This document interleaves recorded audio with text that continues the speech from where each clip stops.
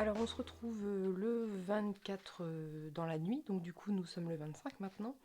Je reviens parce que d'une part je vais vous faire un point lecture, mais je voulais avant vous dire, et vous me direz ce que vous en pensez, j'ai ouvert certains de mes cadeaux dans la nuit, oui, alors que normalement c'est le 25 chez moi, mais bref, l'impatience, l'enfance et tout ça, donc j'ai eu deux éclairages et un micro, donc dites-moi si vous voyez une différence.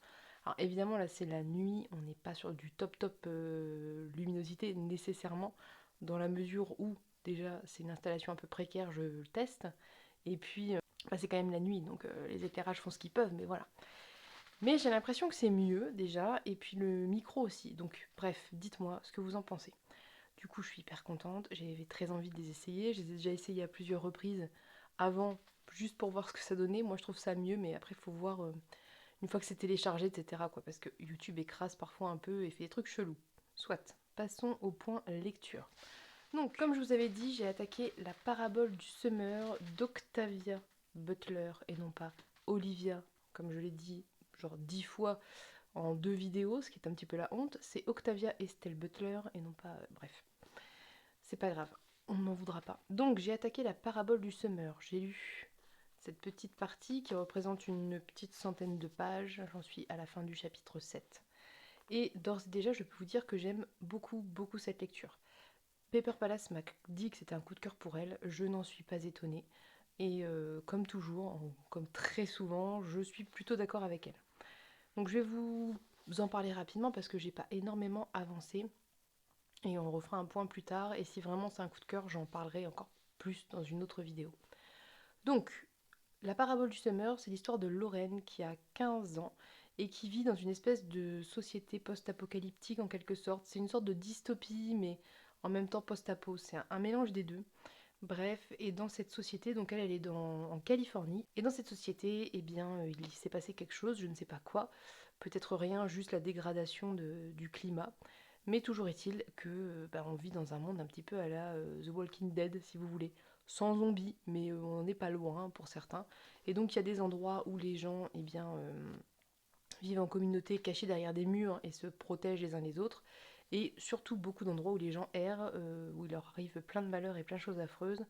Et donc bon, voilà, vous voyez un petit peu l'idée hein, à la The Walking Dead, je pense, j'ai pas besoin de trop préciser. Donc Lorraine vit dans sa petite communauté, dans son petit, dans sa mini ville de Californie, pas très loin de San Francisco, il me semble, mais peu importe. Toujours est-il qu'elle vit avec son père, sa belle-mère et ses 4 frères, et donc dans une petite communauté où chacun fait son petit truc et essaye de survivre quoi. Bref, autre chose que l'on apprend sur elle, c'est elle souffre, entre guillemets souffre, en tout cas dans son monde à elle, elle en souffre, d'hyper-empathie, ce qui fait qu'elle ressent les plaisirs et les douleurs d'autrui. Mais dans ce monde très violent, principalement les douleurs, donc des humains, des animaux, et des animaux aussi. Ça démarre sur un peu une description de ce monde, ça démarre un peu sur une description de sa vie, voilà, de tout ça. Et en fait, on se rend compte que son père est pasteur Baptiste, et on se rend compte qu'elle n'est pas d'accord avec cette religion, qu'elle ne se sent pas du tout en accord avec les principes de la religion, et qu'elle remet en question non pas Dieu en quel elle croit, mais en tout cas le côté dogmatique et la religion en elle-même, et qu'elle essaie j'allais dire de créer sa religion, ça fait secte dit comme ça, mais c'est pas le cas, elle essaie de comprendre comment elle ressent Dieu, etc. Donc ça c'est encore un autre pan de l'histoire qui est très intéressant, et finalement, là où j'en suis à l'heure actuelle, elle essaie de prévoir éventuellement ce qui va se passer, donc les épidémies, enfin toutes ces choses, voilà, les agressions, etc. Et comment prévenir ça. Donc par exemple en lisant des bouquins de survie, en préparant un sac de secours, enfin voilà, toutes ces choses. Donc on est un petit peu sur plusieurs aspects. Et le tout est ponctué à de nombreux moments de réflexion annexe sur plein de sujets. Donc la religion, dont vous l'aurez probablement compris, mais pas que, et c'est ça qui est très intéressant. Elle va avoir des réflexions sur la politique, puisqu'à un moment, il y a une élection présidentielle qui se passe, Et Lorraine est assez peu crédule concernant les promesses et elle décrypte ses promesses en disant, par exemple, je crois il faudrait que je retrouve le passage. Je lis juste l'extrait sur la politique, page 33. Donner a également un plan pour l'emploi. Il espère changer les lois, suspendre les mesures de protection sociale jugées trop coûteuses et alléger les charges des employeurs prêts à embaucher des sans-abri et à les pourvoir d'une formation et d'un logement décent. Ça, c'est le discours politique. Réflexion de Lorraine. Je me demande quelle est sa notion du décent. Une maison, un appartement, une chambre, un lit dans une chambre à deux, un lit dans un dortoir, un coin par terre. Et ceux qui ont beaucoup d'enfants, est-ce qu'on les considérera comme un investissement trop coûteux? Les employeurs ne seront-ils pas tantôt d'embaucher des célibataires, des couples sans enfants?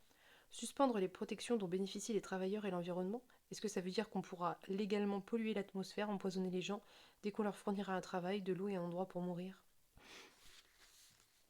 Voilà, donc on est face à un personnage qui est quand même assez lucide, assez mature pour son âge, puisque je ne sais plus si je l'ai dit, mais elle a une quinzaine d'années, et elle réfléchit sur plein de sujets. Également un moment sur l'impunité policière qui évidemment a explosé avec le fait qu'il n'y ait plus franchement d'ordre établi, si ce n'est bien les petites milices de ville, quoi.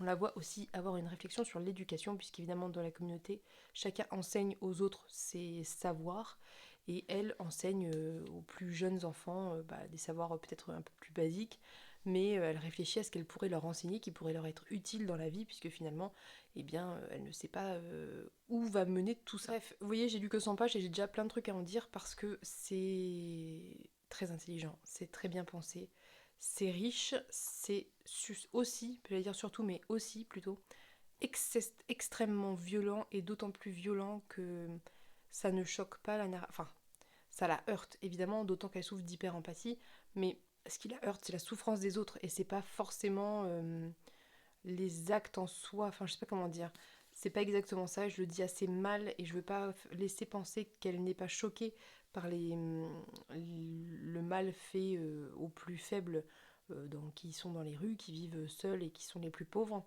C'est pas ça, c'est pas que ça la choque pas, mais c'est que la manière, le ton dont c'est raconté, c'est une espèce d'habitude, et le ton traduit cette habitude et cette lassitude par rapport à ça, et je vous garantis que c'est hyper violent. Il y a beaucoup de trigger warning dans cette histoire, beaucoup de choses évoquées extrêmement violentes, que ça soit au niveau de blessures physiques, de description de plaies, etc., que ça soit au niveau de violences physiques et psychologiques faites à autrui, donc des mutilations, évidemment des violences sexuelles, enfin bref. On a tout le panel imaginable de ce qui peut être la violence, une fois que les humains peuvent faire ce qu'ils veulent en toute impunité, voilà. Concrètement, c'est ça.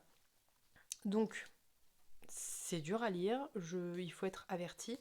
Il y a clairement des triggers. Je ne sais même pas si ça a été indiqué, je vérifie. Je ne crois pas que cela ait été indiqué.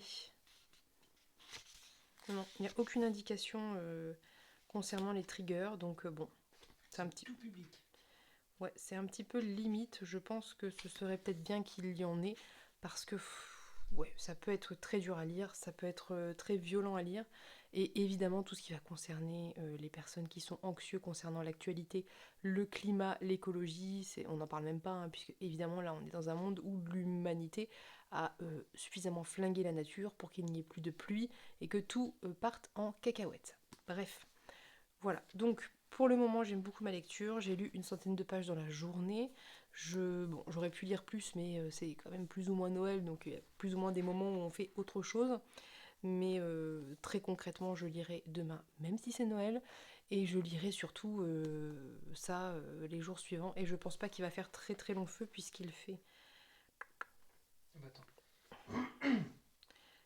fait quelque chose comme 360 pages, j'en ai lu 100 en une journée, il va pas faire long feu.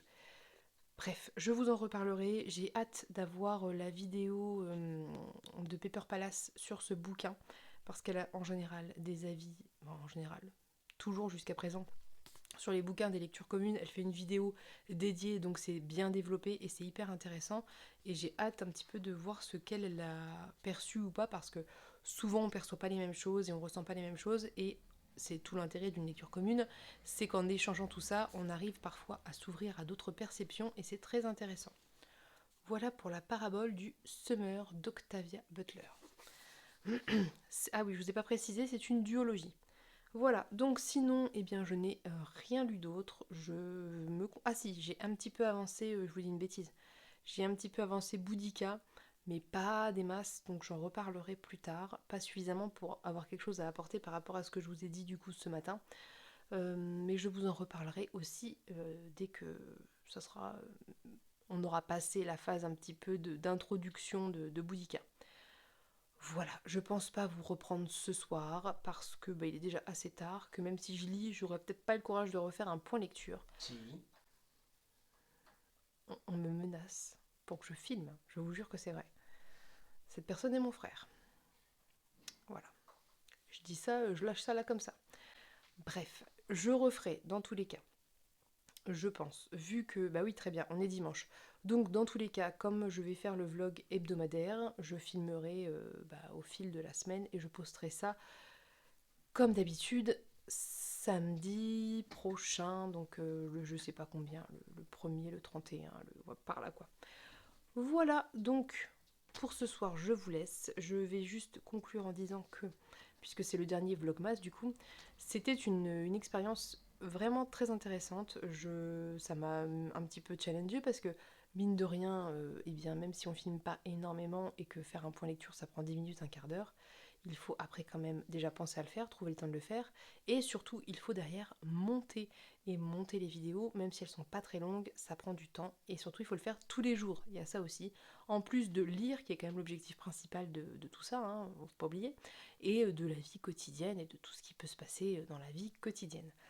Mais j'ai trouvé ça trop chouette, j'ai un petit peu relevé les défis que je voulais relever, j'ai, je pense, fait du progrès en montage, même si c'est pas encore parfait. J'ai développé mon réflexe de filmer plein de trucs et de montrer plein de choses, qui est un peu le principe du vlog quand même. Et puis j'ai pris plaisir à le faire, c'était sympa, ça m'a challengé, ça m'a motivé, voilà, et puis ça m'a donné plein d'idées pour plein de vidéos à venir, donc c'est trop trop bien. Et ça m'a aussi permis d'échanger avec plein de personnes sur ce que j'avais lu, etc. Donc c'était une expérience plutôt sympa. Je le ferai pas à l'année, hein, concrètement, parce que j'ai un petit peu l'impression malgré tout qu'un vlog à la journée comme ça permet pas d'entrer assez en profondeur, sinon c'est trop long et qu'on peut pas faire quotidiennement des vidéos de 45 minutes. Mais c'est sympa occasionnellement, et pourquoi pas par exemple dans le cadre d'un défi, d'un challenge, voilà, le refaire à l'occasion. Dites-moi ce que vous en avez pensé. J'ai eu plein de retours super gentils, donc ça me fait plaisir. N'hésitez pas à laisser un commentaire pour me dire ce que vous en avez pensé, ou que sais-je, me parler d'un livre, ou voilà. Ça fait toujours plaisir d'échanger un petit peu avec tout le monde, puisque forcément, moi je vois bien que les gens voient, et eh bien c'est cool d'avoir des retours quand on voit que ça a été vu. Voilà, je sais pas si vous voyez ce que je veux dire, mais je pense que vous comprenez. Bref, je vous laisse pour de vrai, je vous souhaite une bonne soirée, je vous souhaite de joyeuses fêtes, et si, encore une fois je le redis, les fêtes ne sont pas un moment heureux pour vous, je vous souhaite de passer le meilleur moment possible, de vous prendre un bon livre, de vous accorder un moment pour vous, où vous vous coupez du reste du monde, et vous faites du bien à vous-même de la meilleure façon possible. Est-ce que tu Voilà, revends toute ta sollicitude? je me coupe la parole, mais au montage je vais galérer, tu sais. Voilà, donc je vous fais de gros gros bisous, et puis on se dit dans tous les cas, eh bien, à mercredi pour une vidéo face cam, je ne sais pas laquelle, mais on verra bien, et à samedi prochain pour un nouveau vlog. Bye bye.